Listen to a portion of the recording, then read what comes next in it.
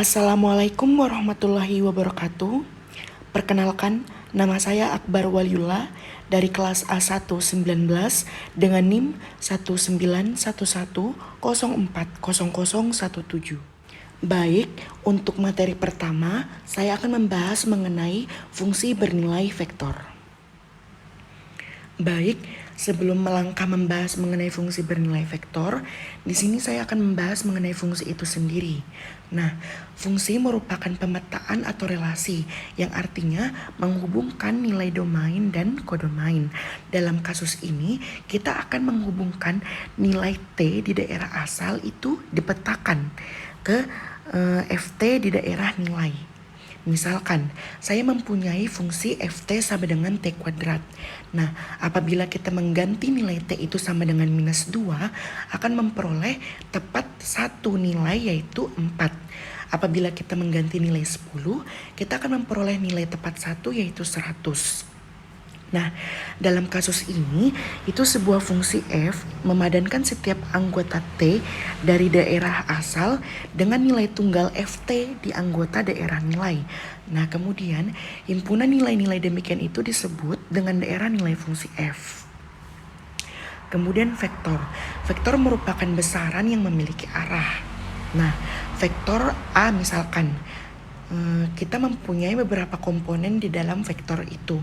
Nah, apabila kita berbicara dalam dimensi 3, kita akan mempunyai 3 komponen, yaitu komponen A1, A2, A3.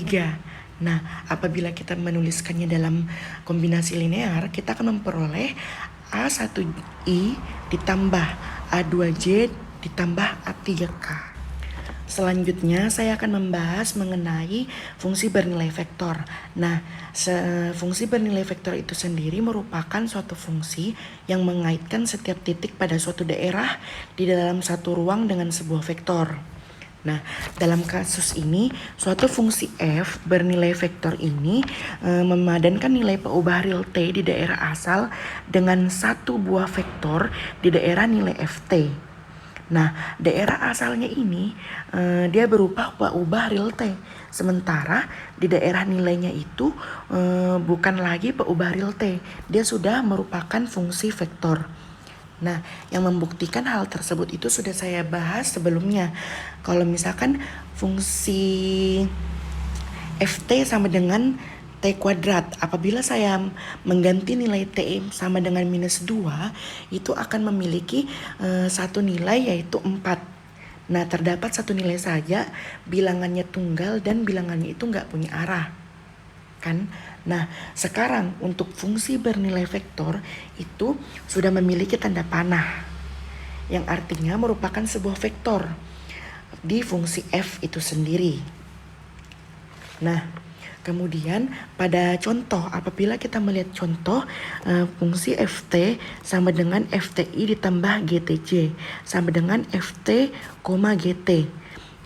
Fungsi Ft sama dengan T kuadrat I ditambah E pangkat Tj sama dengan T kuadrat, E pangkat T. Mengapa T kuadrat, E pangkat T? Karena Ft kuadrat dan E pangkat T ini merupakan fungsi T dari komponen vektor Ft. Nah, di sini variabel T di sini menunjukkan bahwa fungsi f itu adalah suatu fungsi, sedangkan IJ itu merupakan sebuah presentasi vektor-vektor satuan, di mana fungsi f ini sudah mengandung dua buah tanda pengenal, yaitu sebagai suatu fungsi dan sebagai vektor. Maka fungsi Ft ini sudah dikatakan sebagai fungsi vektor. Baik, untuk materi selanjutnya yaitu mengenai kalkulus fungsi vektor. Konsep dasar kalkulus fungsi vektor adalah limit, yaitu pendefinisian dari fungsi bernilai vektor itu berada pada limit. Nah, yang artinya untuk definisinya limit T menuju C, Ft sama dengan L.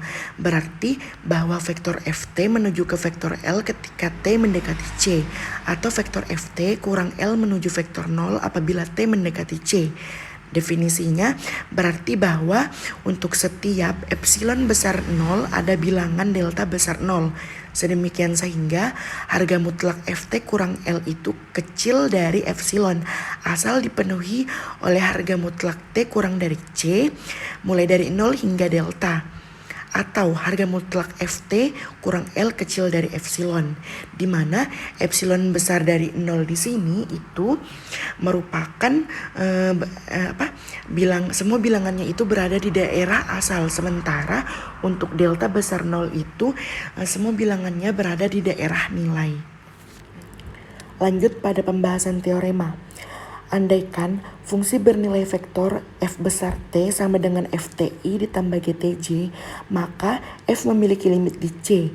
Jika dan hanya jika f dan g memiliki limit di C. Limit T menuju C, fungsi bernilai vektor f besar T sama dengan limit T menuju C FTI ditambah limit T menuju C GTJ. Apabila fungsi bernilai vektor f besar T sama dengan FTI ditambah GTJ, maka fungsi bernilai vektor untuk f besar aksen T sama dengan f aksen TI ditambah g aksen TJ sama dengan f aksen T, g aksen T. Mengapa demikian? Karena f aksen T, g aksen T merupakan fungsi T pada fungsi bernilai vektor f besar aksen T. Baik, selanjutnya kita masuk ke dalam contoh soal. Jika Ft sama dengan T pangkat 2 ditambah T dikali I ditambah E pangkat TJ, maka tentukanlah F aksen T, F double aksen T, dan sudut theta antara F aksen 0 dan F double aksen 0. Jawab. Nah, untuk memperoleh F aksen T ini, itu kita menurunkan dari Ft ini, fungsi Ft ini, di mana turunan dari T pangkat 2 adalah 2T dan turunan dari 1 adalah, dan turunan dari T adalah 1. Jadi 2T ditambah 1 dikali I ditambah turunan dari E pangkat T itu adalah nilainya itu sendiri, jadi E pangkat TJ. Kemudian untuk F double aksen T itu kita peroleh dari turunan F aksen T. Turunan dari 2T adalah 2 dikali I, turun dari 1 adalah 0. Jadi 2 dikali I adalah 2 ditambah 0, maka 2I. Kemudian ditambah E pangkat TJ, karena turunan dari E pangkat T itu adalah E pangkat T itu sendiri. Nah, kemudian yang ditanyakan itu F aksen 0 dan F double aksen 0. Maka kita mengubah fungsi T di sini itu sama dengan 0. Jadi semua fungsi T yang ada pada persamaan F aksen T dan F double aksen T ini kita substitusikan 0. Diperoleh untuk F aksen 0 sama dengan 2 dikali 0 ditambah 1 dikali I tambah E pangkat 0J. Diperoleh I tambah J. Kemudian F aksen 0 sama dengan 2I ditambah E pangkat 0J sama dengan 2I ditambah J.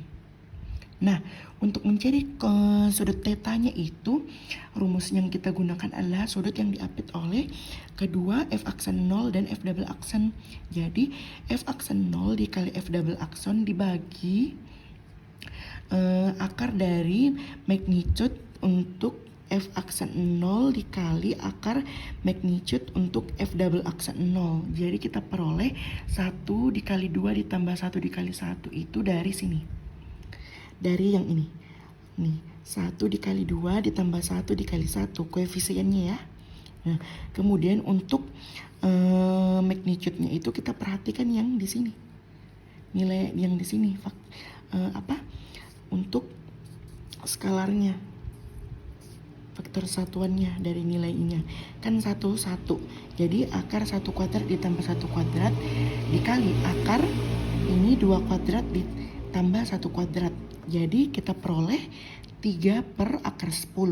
Maka untuk mencari tetanya adalah arcus cos untuk 3 per akar 10 adalah mendekati nilainya yaitu 18,43 derajat. Terima kasih. Selanjutnya pembahasan mengenai turunan fungsi bernilai vektor. Jadi fungsi bernilai vektor itu dapat kita tuliskan sebagai pasangan berurut seperti Ft, Gt. Nah, jadi kita misalkan bahwa F sama dengan F, G adalah fungsi bernilai vektor. Nah, apabila kita mau mencari definisi dari turunan fungsi bernilai vektor di C, maka kita dapat tuliskan sebagai berikut. Ya, jadi dia akan mengikuti definisi di fungsi turunan biasa. Sehingga turunan suatu fungsi di C itu sama dengan limit T menuju C Ft kurang Fc per T kurang C. Nah, berdasarkan teorema tentang limit fungsi bernilai vektor, dapat kita tuliskan bahwa jika F dan G mempunyai turunan di C, maka turunan suatu fungsi di C itu sama dengan F aksen CI ditambah G aksen CJ.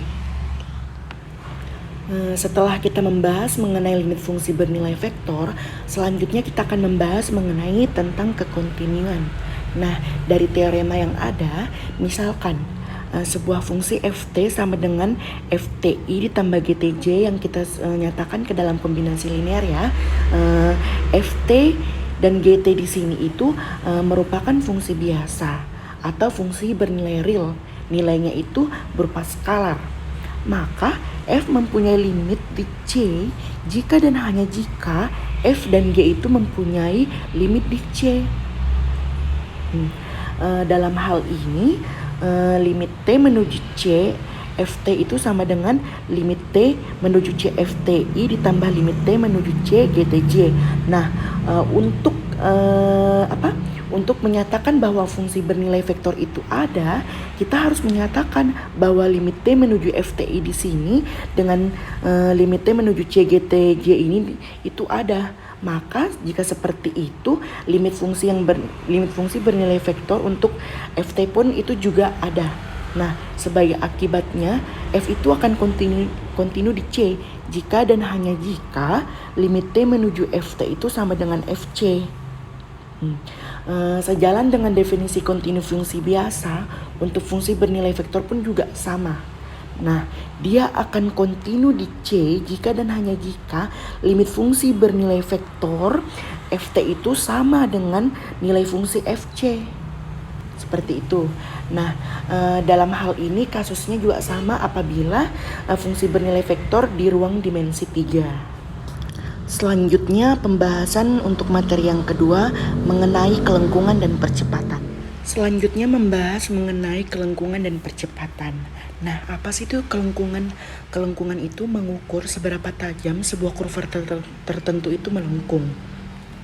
Nah, apabila kita melihat gambar yang ada di samping ya, kita perhatikan bahwa vektor PA itu bergerak sepanjang kurva merah. Ya kan?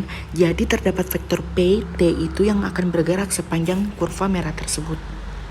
Nah, S sama dengan HT itu merupakan sebuah panjang lintasan. Kemudian kita perhatikan bahwa untuk T itu besar atau sama dengan A, kecil atau sama dengan B, di mana RT sama dengan FTI ditambah GTJ itu merupakan sebuah vektor posisi titik P sama dengan PT pada bidang XY. Nah, andaikan R aksen T itu ada dan kontinu, kemudian R aksen T itu tidak sama dengan 0 pada selang AB, maka apabila T itu nilainya naik, P-nya itu akan bergerak sepanjang sebuah kurva yang mulus. Nah, dari panjang lintasan S itu sama dengan HT yang kita peroleh tadi, dari PA ke PT akan ditentukan oleh S atau HT, di mana merupakan integral 0 sampai 1 akar magnitude Ft kuadrat ditambah Gt kuadrat dt, atau kita dapat tuliskan menjadi integral 0 sampai 1 magnitude R aksen T dt. Nah, sehingga kita peroleh laju titik yang akan bergerak itu dt ds sama dengan R aksen T magnitude-nya sama dengan F magnitude dari Ft. Karena R aksen T tadi tidak sama dengan 0, maka magnitude Ft itu lebih dari 0. Apabila S-nya naik, maka T-nya pun juga akan naik. Dengan teorema fungsi inverse, di mana S sama dengan HT, maka T sama dengan H inverse S. dt ds sama dengan 1/ds dt sama dengan 1/magnitude Ft. Nah, misalkan TT disebut sebagai vektor singgung satuan di PT, maka TT sama dengan R aksen T per magnitude dari R aksen T atau sama dengan FT dibagi magnitude dari FT.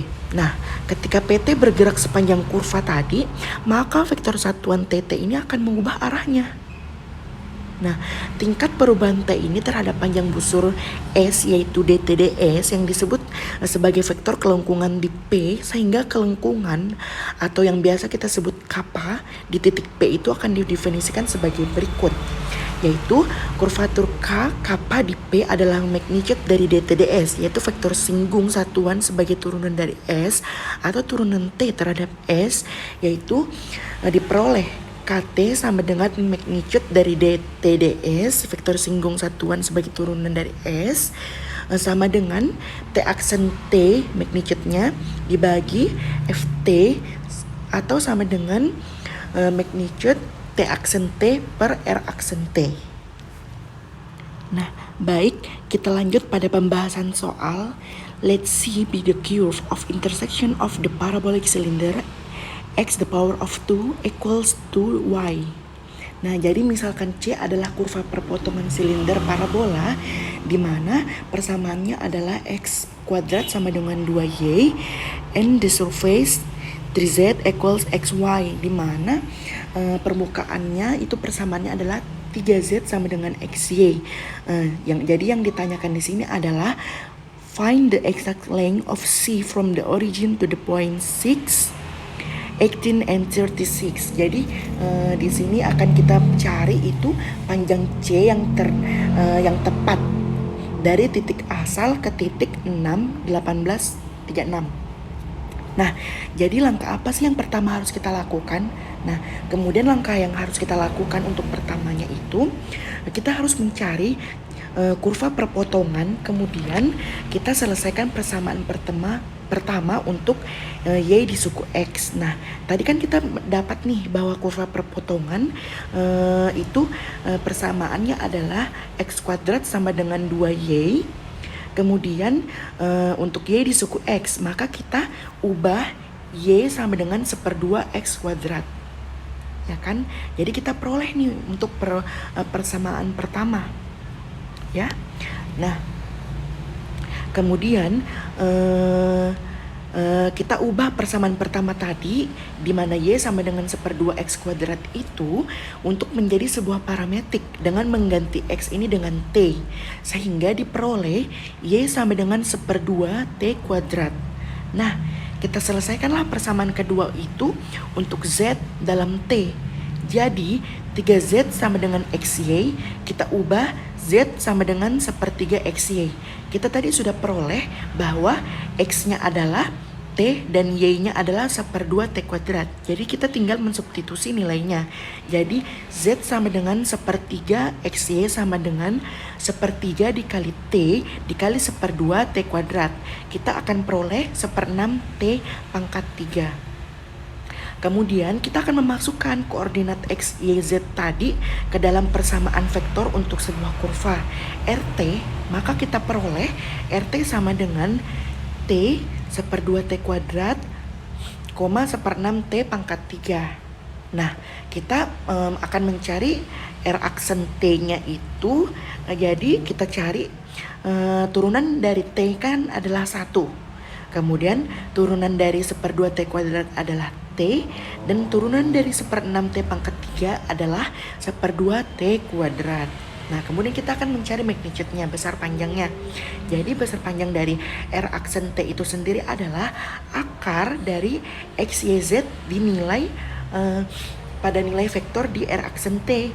Jadi 1 kuadrat ditambah T kuadrat ditambah 1/2 T kuadrat.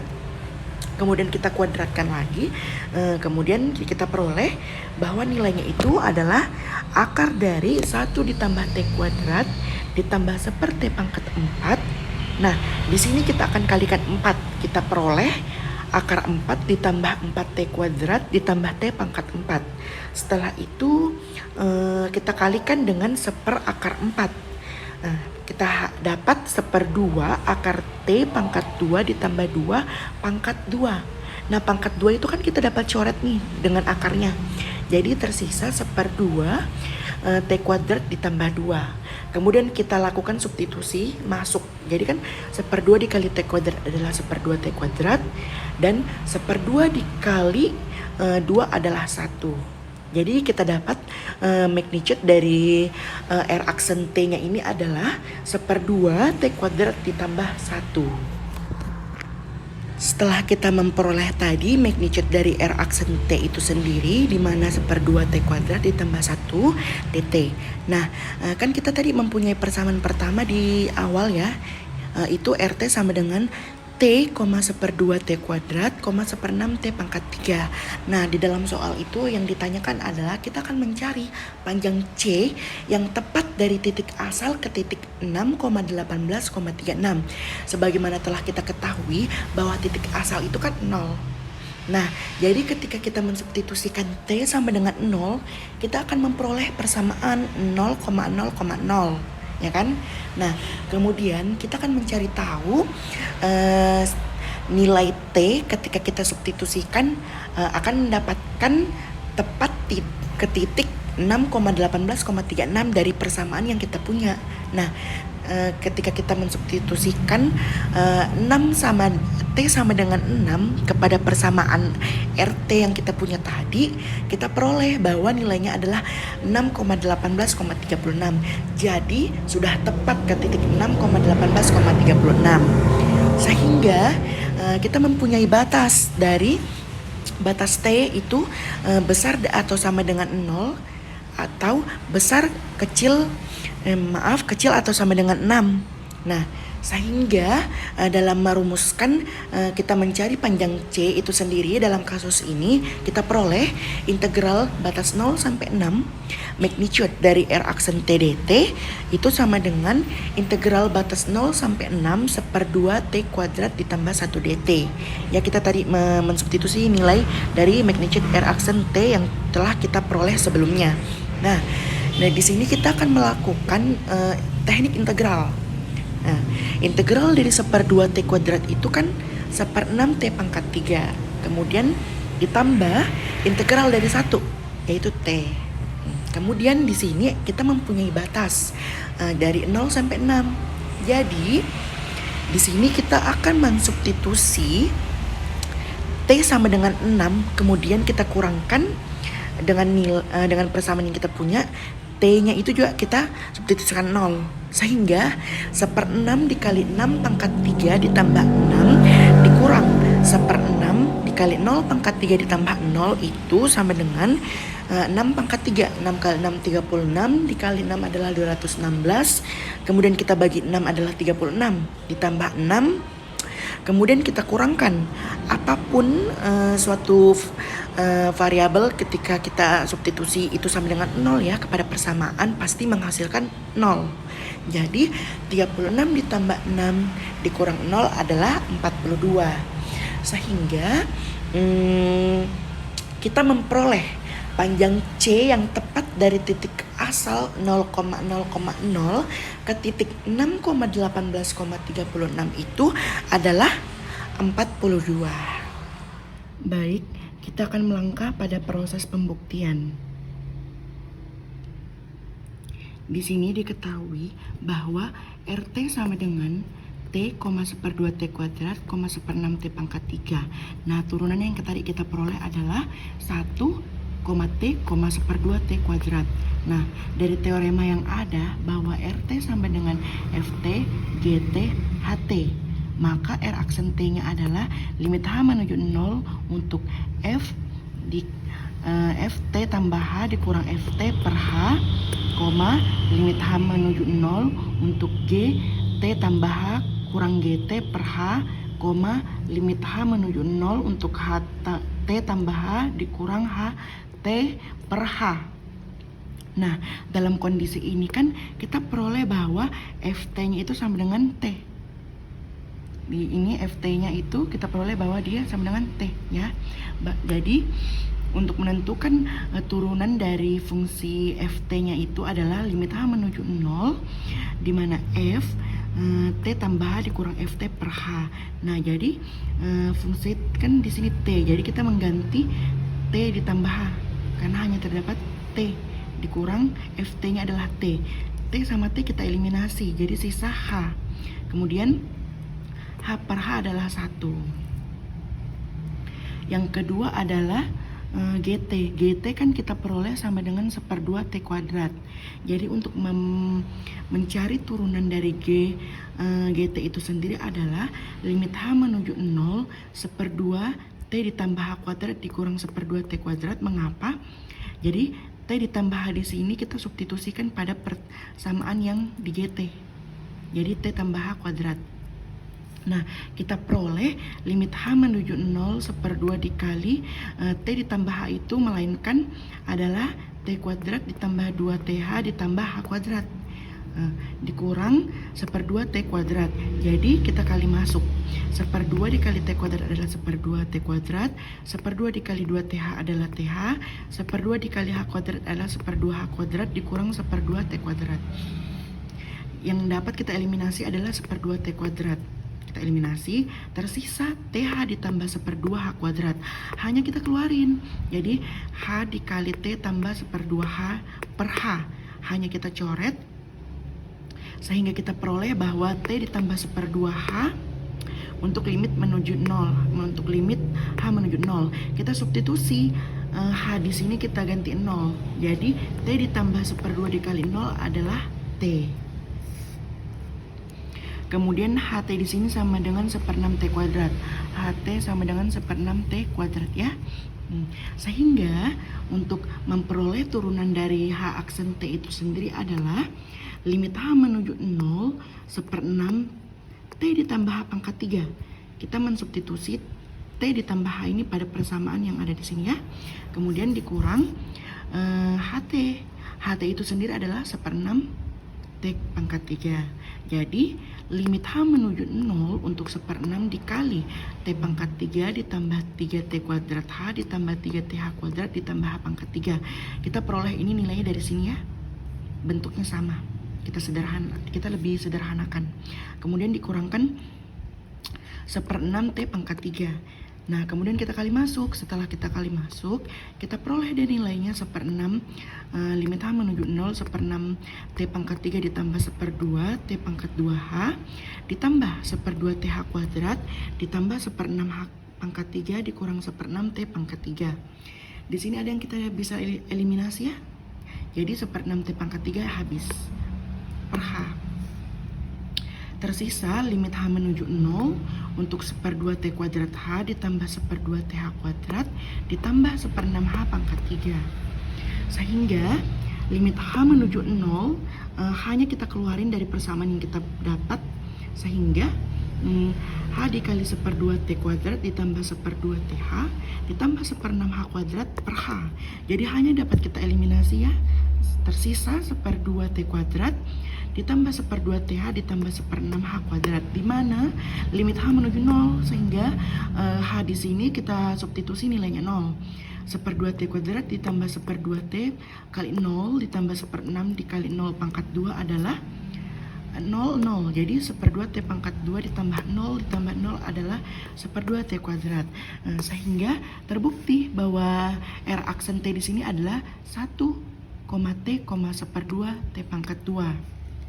Nah, kemudian bagaimana sih cara kita untuk membuktikan kembali bahwa 1,T, 1/2 T kuadrat ini nilainya adalah RT sama dengan T 1/2 T kuadrat, 1/6 T pangkat 3.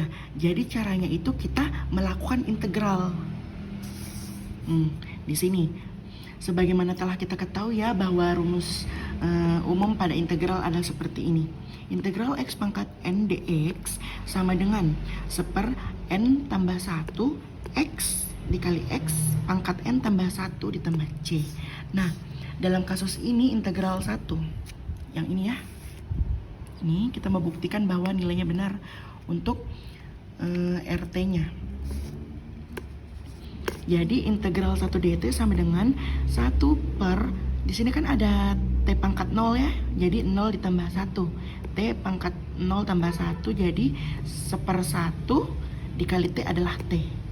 Kemudian integral T dt sama dengan, di sini ada T pangkat 1, jadi 1/1 ditambah 1.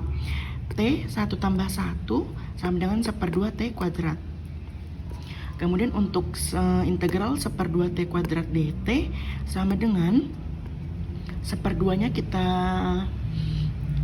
keluarkan dari dalam integral. Kemudian kita integralkan T pangkat 2, diperoleh 1/2 dikali integral dari T pangkat 2 adalah 1/2 tambah 1 T pangkat 2 tambah 1 sama dengan 1/2 dikali 1/3 T pangkat 3. Sehingga yang kita dapat adalah 1/6 T pangkat 3. Jadi terbukti ya nilainya, bahwa untuk fungsi RT sama dengan T 1/2 T kuadrat 1/6 T pangkat 3 itu memiliki turunan dari fungsi R aksen T itu sendiri adalah 1, T, 1/2 T kuadrat. Terima kasih. Baik, sekian hasil dari presentasi saya. Semoga dari apa yang tadi saya jelaskan bisa bermanfaat bagi teman-teman yang menonton. Kemudian mohon maaf apabila saya memiliki kesalahan dalam menyampaikan. Kurang dan lebihnya mohon dimaafkan. Wabillahi taufiq wal hidayah. Wassalamualaikum warahmatullahi wabarakatuh.